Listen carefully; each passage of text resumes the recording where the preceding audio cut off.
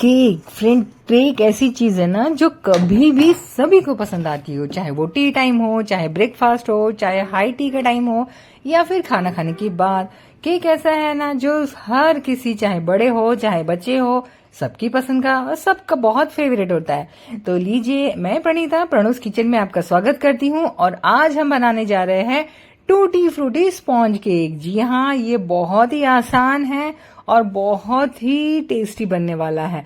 तो चलिए, और इसके लिए हमें क्या लगने वाला है वो देख लेते हैं। इसमें लगेगा 2 कटोरी आटा। जी हाँ, मैंने आटा लिया है, यानी कि वो तो वैसे ही हेल्दी हो गया।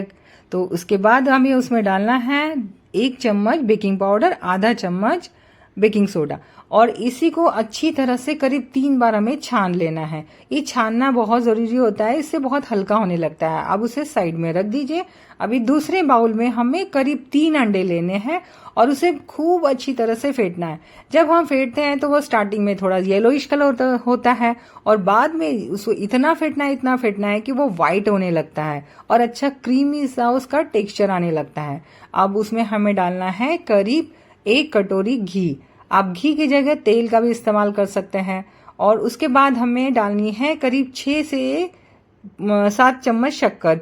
चीनी आप कम ज्यादा कर सकते हो, आप उसमें पीसी हुई चीनी भी डाल सकते हो या फिर ऐसे भी डाल सकते हैं। तो ये चीनी डाल दीजिए और उसके बाद भी हमें करीब 10 मिनट और फेंटना है। फ्रेंड्स, जो ये फेंटने की जो प्रोसेस होती है ना, वो ही बहुत इंपॉर्टेंट होती है केक में। तो जब ये केक अच्छी तरह से, जब हम फेंटने की जो प्रोसेस है वो अच्छी तरह से करेंगे ना, तभी हमारा केक बहुत फ्लफी बनेगा। इस बात का बहुत ही ख्याल रखना जरूरी होता है, उसी पे डिपेंड करता है हमारा केक। तो लीजिए, ये देखिए बैटर अच्छा सा क्रीमी टेक्सचर उसका आ गया है। आप घुमाकर देख लीजिए, वो देखिए।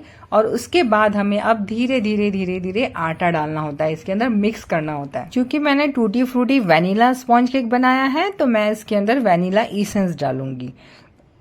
और अगर आप चाहें तो आप थोड़ा सा कलर भी यूज कर सकते हैं, येलो कलर, या फिर आपको अगर लगता है तो। मैंने इसमें बिल्कुल कलर का यूज नहीं किया है, क्योंकि ये अक्सर घर में हम लोग खाते रहते हैं, तो हेल्दी खाना ज्यादा अच्छा होता है ना फ्रेंड्स। तो इसीलिए कलर की यूज करने की जरूरत ही नहीं है, क्योंकि वैसे ही वो बहुत अच्छा दिखता है। टूटी फ्रूटी से उसका कलर भी अच्छा आता है, उसमें ड्राई फ्रूट्स बहुत सारे पड़ते हैं, तो वो वैसे ही हेल्दी हो जाता है। तो इस तरीके से आप फिर उसे फेंट लीजिए। अभी इसमें मैंने पूरा आटा मिला दिया है जो हमने छान के रखा था। अब हम एक जो केक टिन होता है या फिर कोई डब्बा होगा आपके घर पे, ये मेरे पास ये स्टील का रोटी बनाने का डब्बा है, तो मैंने उसी में ये बैटर को डाल दिया है। थोड़ा सा ग्रीस कर लिया है मैंने। उसके लिए कुछ दूसरा अलग से पेपर, बटर पेपर या कुछ भी लेने की जरूरत नहीं है। बस उसको डस्टिंग करिए, उसके ऊपर मतलब ग्रीस करिए और उसके ऊपर थोड़ा सा आटा डाल दीजिए, छिड़क दीजिए, तो वो डस्टिंग हो जाती है। देखिए इस तरीके से। अब उसमें हमने जो बैटर बनाया था उसको उसके ऊपर डाल दीजिए। देखिए ये थोड़ा थिक सा बैटर बन जाएगा, यानी आप अच्छे से वो इजीली वो बैटर उसमें गिरना चाहिए, उतना ही उसका थिकनेस होना चाहिए। उसको टैप करके सेट कर लीजिए, इससे एयर बबल्स निकल जाएंगे और केक बहुत अच्छा होगा, स्पॉन्जी बनेगा। अब ये हम क्या करेंगे, टूटी फ्रूटी में 1 चम्मच थोड़ा सा आटा डालेंगे। उससे क्या होगा कि जो हम केक में कोई चीजें डालते हैं ना, तो हेवी होने की वजह से वो नीचे चला जाता है, यानी कि सारी चीजें जो है नीचे साइड में रह जाती है, ऊपर में कुछ दिखता ही नहीं है। तो ये डालने से क्या होता है कि वो सब तरफ केक के ऊपर भी रहेंगे, टूटी फ्रूटी के जो है वो ऊपर भी दिखाई देते हैं और कुछ अंदर भी चले जाते हैं, और केक आपका बहुत सुंदर दिखाई देने लगता है और टेस्टी भी लगता है, क्योंकि सभी तरफ उसका क्रंचीनेस आता है। तो इसमें हम बहुत सारे ड्राई फ्रूट्स डाल देंगे और टूटी फ्रूटी डाल देंगे, और उसे हमें बनाना है कुकर में। तो उसके लिए हमें थोड़ा 5 मिनट पहले कुकर को प्री हीट कर लेना होता है।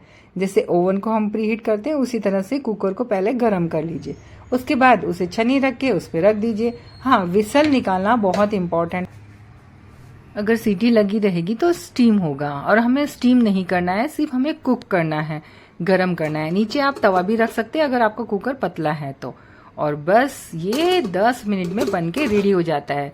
उसमें एक चाकू या फिर स्कीवर डाल के चेक कर लीजिए, अगर वो बराबर बिना चिपके अगर केक में से निकल जा रहा है तो समझिए कि आपका केक रेडी हो चुका है। हाँ फ्रेंड्स, अगर आपको थोड़ा डार्क कलर चाहिए तो 5 मिनट और होने दीजिए, और बस 10 मिनट में केक रेडी। चलिए इसे सर्विंग प्लेट में निकालते हैं। बहुत इजीली निकल जाएगा, बिल्कुल टेंशन मत लीजिए। साइड से थोड़ा कॉर्नर्स को निकालिए और टैप करिए, आराम से निकल जाता है, बिल्कुल भी टेंशन की जरूरत नहीं है। तो ये लीजिए फ्रेंड्स, स्पॉन्ज केक बन के रेडी हो गया है। आप इसका मजा उठाइए। हम मिलते हैं अगले किसी खास रेसिपी में। तब तक के लिए bye bye, take care, healthy खाइए, हेल्दी रहिए। Thank you for watching. जय हिंद।